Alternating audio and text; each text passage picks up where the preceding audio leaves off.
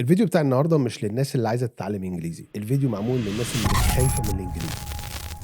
أيوه خايف، مش عارف، لأ أنت خايف. الناس أول ما تسمع grammar tenses conversation تحس إن قلبها بيتقبض كده، وكل مرة يبدأ فيها يقول لنفسه أنا خايف أبدأ أتعلم، أنا مش بتاع لغات، أنا مش هاوصل، أنا رزقي مش في تعلم اللغات. وأخطر جملة بيقولها لنفسه أنا عمري ما هاعرف. لو أنت من النوع ده من الناس فالفيديو ده عشانك. هتشوف الانترو وتجيني مرة تانية وهقول لك هنعمل ايه. وامثال فول everybody، معاكم عمر عبد الرحيم. خليني اقول لك على حاجه من الاخر، هو الانجليزي مش صعب تمام، بس الخوف منه هو اللي صعب. يعني الانجليزي نفسه كماده او كلغه على حسب انت باصص لها ازاي، هي مش صعبه، زيها زي اي حاجه جديده انت بتحاول تتعلمها. بس الحاجه دي اللي انت بتحاول تتعلمها لو انت شايفها انها صعبه فده بيكريت خوف جديد او بيكريت مشكله عندك جديده. فانت مش بتفشل في انك تتعلم انجليزي، انت بتفشل ان انت تتخلص من الخوف من الانجليزي. وحش الانجليزي اللي في دماغك ده يا معلم هو مش مشكله في اللغه نفسها، هو حاجه اتكونت معاك على مدار سنين مدرسة بقى، على مدرس بيقطم فيك، على مدرس بيضرب فيك، على مدرس عقدك في اللغة، على مدرس عقدك في التعليم كله، على كرهك لكلمة جرامر، على كرهك لكلمة امتحان. او الاخطر بقى، ودي كانت مشكلتي انا شخصيا او ومشكلة ناس كتير قوي، انك حاسس انك دايما اقل. يعني حاسس انك اقل من ناس كتيرة، او حاسس ان انت مش متقدر زي ناس كتيرة. الحاجات دي كلها ممكن تسبب لك خوف وزي ما تقول كده عقدة من اللغة. فالعقدة دي أو كلمة عقدة دي لو جينا نترجمها لكلمة تانية هنترجمها لكلمة خوف، وده عادي. يعني انت هنا مش غريب، في أجيال زيك يا معلم، فانت مش لوحدك. نيجي بقى للسؤال اللي نعمل ايه. خلينا نبدأ بالكدبة الكبيرة، أنا مش بحب الجرامر. لأن أنت هتلاقي دماغك مش بتقولك أنت خايف من اللغة، لأ، أنت هتلاقي دماغك بتفسر لك العائق اللي بينك وبين الإنجليزي في حاجات تانية غير خوفك. يعني إن أنت نفسك مش عايزة تعترف بالخوف ده، فهتلاقي نفسك بتقول أنا ما بحبش الجرامر، أو أنا بخاف من الجرامر، أو أنا مش حابه، أو مش حابب أتعلمه، مش عارف أتعلمه، مش عارف أحفظه. فخلينا نعيد صيغة السؤال أو الجملة دي، أنا مش عارف أحسن من الجرامر. بس هنا انا عايز اقول لك على حقيقه، هو ما حدش طلب منك تحبه. طب ما انا شخصيا ما بحبش الجرامر. ما حدش بيتعلم انجليش بيحب الجرامر. ولو لقيت حد بيحب الجرامر تاكد ان هو انسان يعني عنده مشكله. لا طبعا بهزر، يعني في ناس بتحب النحو وفي ناس بتحب الجرامر، بس معظم الناس مش بتحب الحاجه اللي فيها قواعد. طب انا اقدر اتعلم لغه من غير ما اتعلم جرامر او احفظ جرامر؟ انا شخصيا اتعلمت كده. وعارف الدليل على كده ايه؟ هسالك سؤال. انت وانت بتتكلم عربي اهو، قبل الفيديو كنت قاعد بتتكلم مع حد وكنت بتتكلم عربي، هل كنت بتفكر في الجرامر اللي انت بتقوله بالعربي؟ يعني قعدت تقول ده بقى ده حرف جر، دي ان واخواتها، دي كان واخواتها والحاجات دي؟ لا، انت مش هتفكر كده، انت بتتكلم. ليه؟ لان انت لما اتعلمت اللغه دي ما اتعلمتهاش بقواعد، اتعلمتها باهم حاجه واهم شق موجود في اي لغه مهما كان، وهو الممارسه.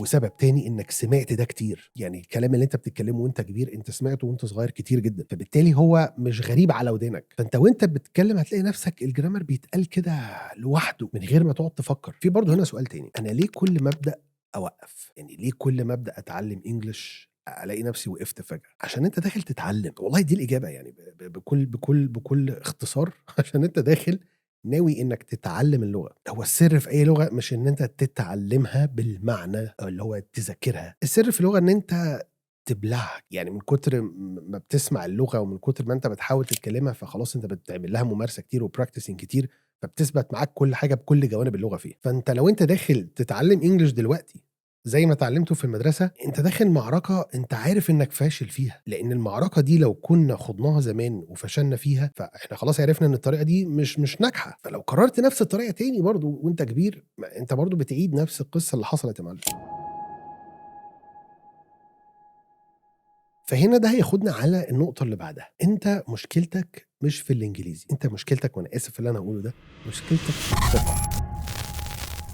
ثقتك بنفسك انت، انك لو داخل تتعلم جرامر وخايف منه، او انك داخل تتعلم انجلش اصلا بشكل عام وخايف انك تفشل او حاسس انك ممكن تفشل، او داخل تتعلم انجلش وخايف انك تمل، كل ده معناه ان انت ثقتك في نفسك لسه محتاجه انك تشتغل عليها شويه. انت مستني ان انت تبقى بيرفكت عشان تنطق صح، وانك ما تغلطش عشان ما حدش يقول عليك حاجه. وللاسف ده عمره ما هيحصل. مفيش حد اتعلم لغه من غير ما يغلط، مفيش حد اتعلم لغه من غير ما يصحح من اخطائه، مفيش حد اتعلم لغة من غير ما يتكلم مع ناس ويغلط قدامهم وهم يغلطوا قدامه وهم كلهم يتعلموا من بعض. طب نعمل ايه يا عم عمر؟ انا هقول لك يا صاحبي نعمل ايه. بطل تبص للانجليزي كانه عدوك او ان هو حاجة أنت خايف منها أو في مشتقات جواه أنت خايف منها زي الجرامر مثلًا. بطّل تبُص على الإنجليزي كإنه مادة أنت هتخش تذاكرها وتمتحن فيها وتاخد شهادة تقول لك المستوى بتاعك إيه. بطّل تذاكر، يعني شُفت مثلًا لمّا بتذاكر علوم أو دراسات أو مهما كان المادة بتاعتك، أنا مش عايزك بقى تبُص للإنجليزي نفس البصّة،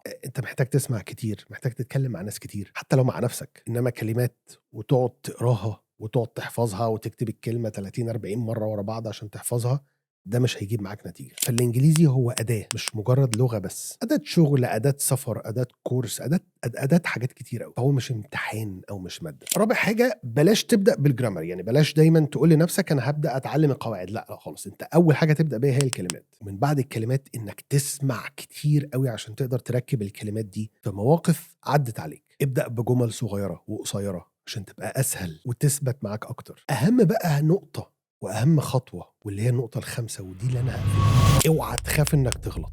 أنا دايمًا باقول إن أهم حاجة في اللغة هي الممارسة وده حقيقي، كل الناس هتقول لك كده وهُم عندهم حق، بس الأهم من كل اللي أنا قُلته وكل اللي الناس قالته إنك تبطّل تخاف تغلط. فأنت لو ما غلطتش مش هتتعلم، غلطت كتير هتتعلم أكتر، وخُد المفاجأة هتتعلم أسرع، لإن ده معناه إنك جريء، جريء حتى مع نفسك ومش خايف، فاغلط يا معلم، أنت أصلًا بتتعلم الحاجة عشان تغلط فيها. وقبل ما أسيبك بقى هاسيبك مع سؤال كده تاخد وتدّي في نفسك فيه شوية، هو أنت فعلًا خايف من اللغة نفسها والّا خايف من نظرة الناس وحكمهم عليك؟ فلو مشكلتك مع الإنجليزي متهيأ لي بما إنك وصلت لحد النقطة دي في الفيديو فأنت already عرفت الحل، إنما بقى لو مشكلتك مع نظرة الناس فأنت يعني أو كلام الناس فأنت عندك هنا مشكلة، لإن عمرك ما هتسلم من ده. حتى الإمام الشافعي رحمة الله عليه كان بيقول: "من يظن أنه يسلم من كلام الناس فهو مجنون." ده مش هيحصل، فأنت محتاج وعمرك ما هتقدر تغيّر من الناس نفسها، فأنت محتاج تغيّر نظرتك أو فكرتك أو الperspective بتاعك أو وجهة نظرك عن كلام الناس وباسط الناس ليك. ده لا هيغيّر منك شيء لا للأحسن ولا للأسوأ ولا هيفيدك، وما هينوبك من النظرة للأمور بالشكل ده غير أذى نفسي ليك أنت، فأنت أكيد مش عايز ده. ولو أنت لحد دلوقتي خايف إنك تبدأ في الEnglish عشان